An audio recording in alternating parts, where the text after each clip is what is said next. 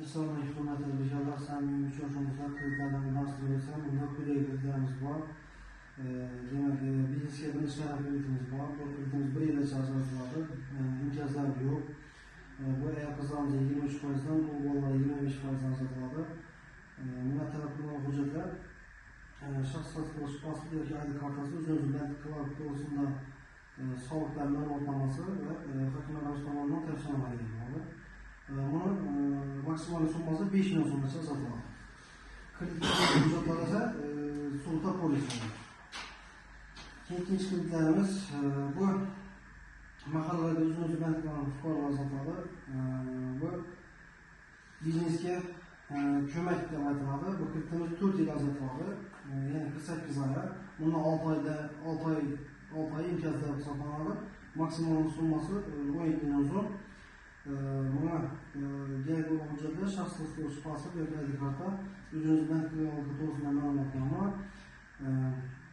Bunda shu hokim yordamchisi tomonidan tavsiyanoma kerak bo'ladi. Kredit ta'minotlarini 3 shaxs kafilligi asosida sug'urta polisi bo'ladi.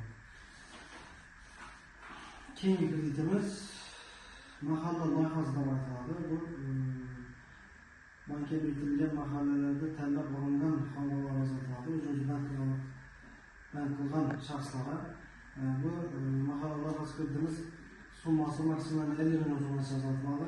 5 yil, ya'ni 60 oy, bundan 60 oydan 24 oy 2 yili imtiyozlar hisoblanadi. Buna shu ayol qizlarimiz 23% dan, o'g'il bolalarimiz 25% dan ajratiladi. Buna talab qilingan hujjatlar shaxs tasdiqlovchi pasport, o'zingiz bank to'g'risida ma'lumotnoma. Bunda hokim yordamchisidan emas, mahalla bankiri va mahalla agent tomonidan tavsiyanoma olinadi. Bunga kredit ta'minot uchun kerak bo'lgan hujjatlar sug'urta polisi va 3 shaxs kafillik hisoblanadi. Keyin yana bir kreditimiz bor. Bu yuridik shaxslar uchun yakka tadbirkorlar yoki emchilar uchun 312 sonli kreditimiz bor. Bu kreditimiz maksimal summasi 300 million so'mgacha ajratiladi. Bank yo'nalishlarga qarab yillari bo'lingan. 18 oy aylanma mablag'i uchun masalan 60 oy ajratiladi, ishlab chiqarish bor, xizmat ko'rsatish bor, shu uchun. Bank shu 60 oy ajratiladi, 2 yil imtiyozlar bo'ladi.